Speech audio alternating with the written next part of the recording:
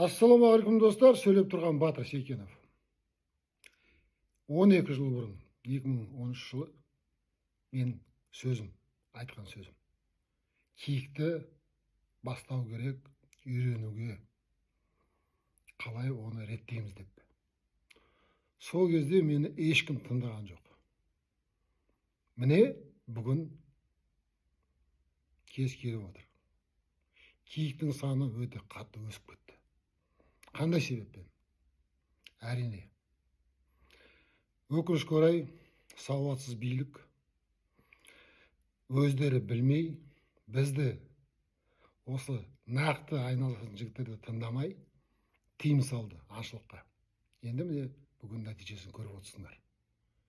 Ешқандай қазір бізде мүмкіндік жоқ оның санын реттеуге. Біз кешігіп қалдық. Қазір киіктің саны биыл 10 миллионнан асып кетеді Қазақстанда. Үш популяциясын қосқанда асып кетеді. Енді біз оны реттей алмаймыз. Мен осындай өзімнің пікірімді айтқанда, білесіздер, 12 жыл болды мен осы мәселені көтеріп жүрмін. Тыңдайтын құлақ болмады. Білетін билік болмады. Сауатты билік болмады. Енді не істейміз? Биыл қазір біз жайылымсыз қаламыз. Егінсіз қаламыз. Бізге не керек? Ет керек па?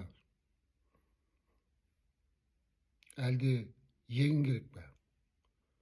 Жеміс керек па? Біз бүгін жабайы жануардың бүкіл жерін тартып алдық. Енді біз сол жерде өзіміздің әрекетімізді жасап, өзімізді былай айтқанда тамақтандырып отырмыз. Себебі оның кезінде бүкіл жерде жабайы жануар жүрген. Бүгін заводтар салып, егін егіп, бақша салып, бәрін біз өзімізге жағдай жасап отырмыз. Қазір міне киіктің саны қалай реттейміз? Кім реттейді?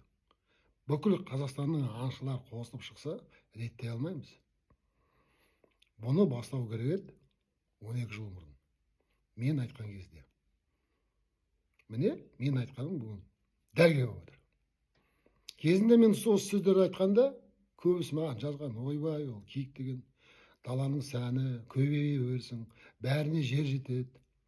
Киік шөпке тиіспейді, оның өзінің шөбі бар жейтін. Оның бәрі дұрыс, иә, әрине, мен оны мойындаймын. Бірақ енді біз не істейміз бүгін? Ертең біздің халық, қарапайым халық, нансыз қалса, етсіз қалса, үйдегі мал бар ғой, жылқы, сиыр, қой, оған да жайылым керек қой. Оны не істейміз? Менің ойымша, менің түсінікше, біріншіден осы саланы басқаратын, нақты білетін, далада жүретін, осы саланы білетін адамдар басқару керек. Міне бүгін нәтижесін көріп отырмыз. Бұның бірінші жауапкершісі билік. Бұлар дым істеген жоқ. Ешқандай әрекет жасаған жоқ. Бізді білетін адамдар тыңдаған жоқ. Енді міне бүгін келіп отырсыз. Мен білем, қазір ол жерде қайтадан көбейеді.